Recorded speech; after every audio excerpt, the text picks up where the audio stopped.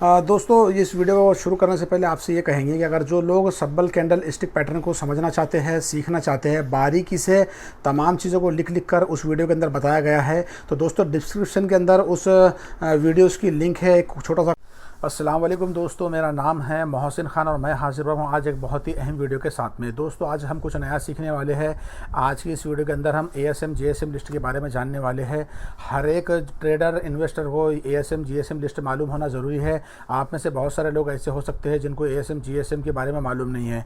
दोस्तों NSE BSE के ज़रिए से ASM GSM लिस्ट बनाई जाती है और ये एक मेज़रमेंट है जहाँ पर शेयरों के अंदर जब शेयरों के अंदर बहुत ज़्यादा फ्लक्चुएशन होता है तो उनको इस लिस्ट के अंदर डाला जाता है, इनकी स्टेजेस में डाला जाता है और वहाँ पर जाने के बाद में दोस्तों ये एक रेड सिग्नल का काम करती है हर इन्वेस्टर के लिए। और हमको अगर पता नहीं हो तो हम उन शेयरों के अंदर भी इन्वेस्टमेंट कर लेते हैं जो ASM लिस्ट के 3rd 4th स्टेज के अंदर होते हैं। तो दोस्तों आज की इस वीडियो के अंदर हम इसी बात को जानने वाले हैं, तो हमारे साथ में पूरी तरीके से बने रहे और वीडियो को स्किप ना करें। दोस्तों उसके पहले आपसे एक डिस्क्लेमर ये है कि हमारा ये वीडियो सिर्फ एजुकेशन पर्पज़ के लिए है, हमारी आपके साथ में किसी किस्म की इन्वेस्टमेंट की कोई सलाह नहीं है।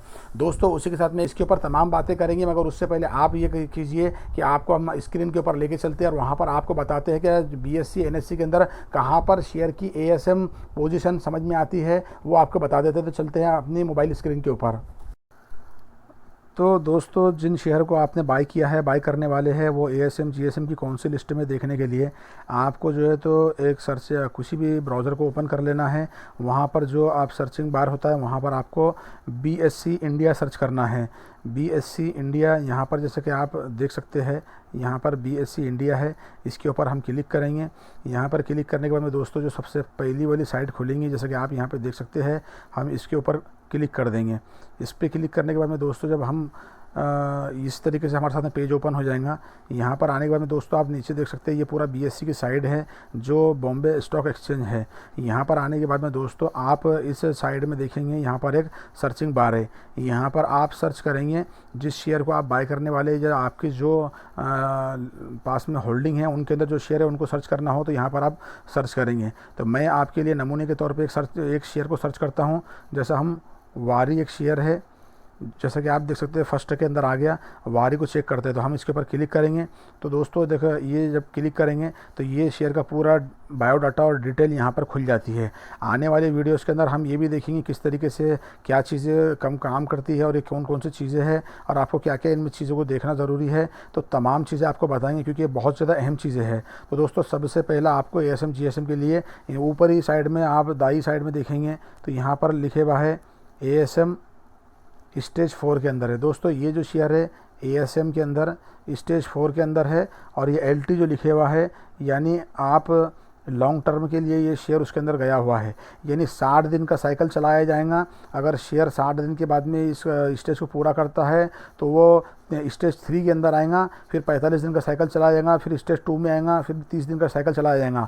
मगर ये अगर साइकिल पूरा नहीं करता है तो वापस से उसको स्टेज 4 के अंदर रखा जाता है। तो दोस्तों यहाँ पर आने का नुकसान ये है कि जो शेयर 2800 रुपये के ऊपर था आज 1730 रुपये के ऊपर खड़ा हुआ है और बहुत ज़्यादा ये शेयर के अंदर से अब इन्वेस्टर बाहर निकल रहे हैं। तो दोस्तों ये है स्टेज 4 जो बहुत बड़ा रेड सिग्नल का काम करती है, जहाँ पर हमको अवॉइड करना चाहिए इसके अंदर पोजीशन बनाने से। तो दोस्तों ये एक शेयर था, इसके साथ में और भी एक शेयर हम देखेंगे। तो दोस्तों जैसा कि आप देख सकते हैं कि ये GPT इंफ्रा प्रोजेक्ट जो है तो ASM की जो लिस्ट है उसमें 4थी स्टेज में चला गया। हालांकि शेयर ऊपर पे ऊपर जा रहा है, ऊपर ही जा रहा है, मगर दोस्तों ये खतरे का निशान है। बहुत सारे लोग कंपनी के पास में काम अच्छा है तो इन्वेस्टमेंट कर रहे हैं, मगर ये जो शेयर है ख़तरे के निशान के पास में ट्रेड कर रहा है और स्टेज 4 के अंदर है। तो आने वाले वक्त के अंदर इसमें कुछ भी हो सकता है। तो दोस्तों हमें अवॉइड करनी चाहिए जिन शेयरों में होल्डिंग बना रहे हैं, तो इन चीज़ों को हमको देखते रहना बहुत ज़्यादा ज़रूरी है। तो दोस्तों ये कुछ चीज़ें हैं ASM की लिस्ट जो होती है, यहाँ पर हर शेयर के बारे में आप देख सकते हैं। तो दोस्तों जैसा कि आपने ASM के अंदर अलग अलग स्टॉकों को देखा, इस ASM लिस्ट के अंदर बड़े बड़े कंपनियों के स्टॉक होते हैं। जैसा कि आपने इसमें हमने कुछ कंपनियों को आपको बताया भी है, मगर आपको बता दें दोस्तों ये जो है तो ASM लिस्ट हमारे लिए रेड फ्लैग का काम करती है। हम अगर कोई शेयर 3rd 4th स्टेज के अंदर है तो हर इन्वेस्टर ने ट्रेडर ने उसके अंदर इन्वेस्ट करने से पहले थोड़ा सा सोचना चाहिए, क्योंकि उस टाइम में वो उसकी जो वॉलेटिलिटी होती है उसको अपने BSE एनएससी उसको कम कर देती है। तो दोस्तों ये इसके बारे में अब डिटेल में जानते हैं कि ये असल में होता क्या है। तो दोस्तों आपको बता दें, एक छोटी सी कहानी है कि एक कंपनी के शेयर थे जो 20 रुपये के ऊपर ट्रेड कर रहे थे। बहुत बड़े इन्वेस्टर ने बात को बताया था कि 20 रुपये के ऊपर शेयर थे। रातों रात ये खबर आई कि ये एक गैस की पाइपलाइन डालने वाले हैं। अगले दिन से ये हुआ कि उस शेयरों के अंदर अपर सर्किट पे अपर सर्किट लगते चले गए और वो जो 20 रुपये का शेयर था वो 100 रुपये का हो गया। वो बड़े इन्वेस्टर ने ये बात कही कि मैंने बहुत सारा पैसा उसके अंदर इन्वेस्ट किया। जब 100 रुपये के ऊपर शेयर चला गया, वहाँ से शेयर के अंदर गिरावट आना शुरू हुई और जब गिरते गिरते शेयर 50 पैसे के ऊपर आ गया, उस दिन मैंने उसके अंदर 1 लाख की क्वांटिटी और ऐड कर ली। और जब मैं कुछ टाइम के बाद मैं देखता हूँ तो वो कंपनी का गिराव बंद हो गया, ट्रेडिंग बंद हो गई और कंपनी डूब गई। तो दोस्तों यही चीज़ें हैं कि क्या होता है कि बड़े बड़े जो इन्वेस्टर होते हैं वो फ्लक्चुएशन के ज़रिए से प्राइस को बढ़ाते हैं और हम जैसे भोले भाले लोग जब देखते हैं शेयर में तेज़ी आ रही है तो हम अपना पैसा लगाते हैं। अब एक लिमिट तक ऊपर तक शेयर को ले आते हैं और वहाँ से अपना माल सेल कर देते हैं, तो हमारा पैसा वहीं घुस जाता है और वो बाहर निकल जाते हैं नफ़े के साथ में। तो इन चीज़ों को कवर करने के लिए जो है तो ASM GSM लिस्ट बनाई गई है। दोस्तों ASM के जो फुल फॉर्म होता है एडिशनल सर्वलान मीज़र होता है, जहाँ पर कोई शेयर ऐसे होते हैं जिनके फंडामेंटल बहुत ज़्यादा कमज़ोर है और उन शेयरों के अंदर प्राइस बहुत ज़्यादा ऊपर जा रहा है या बहुत ज़्यादा वॉल्यूम अप डाउन हो रहा है, वॉलेटिलिटी उसके अंदर लिक्विडिटी वॉलेटिलिटी उसमें अप डाउन हो रही है। तो ऐसे शेयरों के ऊपर फिर नज़र रखी जाती है और उन शेयरों को NSE BSE के ज़रिए से उन शेयरों के ऊपर लगाम लगाई जाती है। तो दोस्तों ये जो है 4 स्टेज में ASM होता है। जो एडिशनल सर्वेलांस मेज़र है ये स्टेज 1, स्टेज 2, स्टेज 3 और स्टेज 4। अब बात यह है कि हमने इन्वेस्टमेंट करने से पहले क्या करना चाहिए। तो दोस्तों आपको बता दें कि अगर किसी कंपनी के फंडामेंटल बहुत ज़्यादा स्ट्रॉन्ग है, आपकी इसके अंदर होल्डिंग है और उसमें जो स्टेज 1 और स्टेज 2 अगर हमें आपका शेयर है तो आप उसके अंदर बने रह सकते हैं, क्योंकि कंपनी के फंडामेंटल बहुत ज़्यादा स्ट्रांग है। इसलिए क्योंकि दोस्तों स्टेज 1 के अंदर कोई शेयर जब जाता है तो 5 दिन तक उसकी रिव्यू होता है, छठे दिन वहाँ से शेयर बाहर निकल जाता है। अगर वो वहाँ पर उसके जो मेजरमेंट है वहाँ पर पूरा खरा नहीं उतरता है तो फिर 15 दिन तक उसको और साइकिल चला जाता है, 16वें दिन वो शेयर वहाँ से बाहर निकल जाता है। दोस्तों पहली और दूसरी स्टेज के अंदर इतना मसला नहीं है। अगर आपका शेयर तीसरी और चौथी स्टेज में है तो आपको वहाँ से अपनी होल्डिंग को ख़त्म कर देनी चाहिए, क्योंकि दोस्तों पहला जो स्टेज है वो 5 दिन का होता है, दूसरा जो स्टेज है वो 30 दिन तक चलता है, तीसरा स्टेज 45 तक और चौथा स्टेज 60 दिन तक चलाया जाता है। तीसरा और चौथा स्टेज बहुत ज़्यादा रेड सिग्नल वाला होता है। तो दोस्तों अगर वहाँ पर जाने के बाद में शेयर के अंदर जो अपर सर्किट लोअर सर्किट है वो सिर्फ 5% तक रह जाते हैं और उनके अंदर की लिक्विडिटी ख़त्म कर दी जाती है। उसी समय दोस्तों उसके अंदर जो उसका प्राइस है बहुत ज़्यादा सीमित कर दिए जाते हैं। तो इसलिए वहाँ पर हमारे ट्रेडिंग के अंदर पैसे बनने के चांसेस बहुत कम हो जाते हैं और जो शेयर की प्राइस है वो नीचे आने लग जाती है। जैसे कि वारी रिन्यूएबल के जो आपने शेयर देखे इस वक्त के अंदर ASM लिस्ट 4 के अंदर है, जो शेयर 2803,000 तक गया, बाद में स्टेज 4 में आने के बाद में आज उसका हाल ये हो चुका है कि वो 1700 रुपये 1800 रुपये के ऊपर ट्रेड कर रहा है।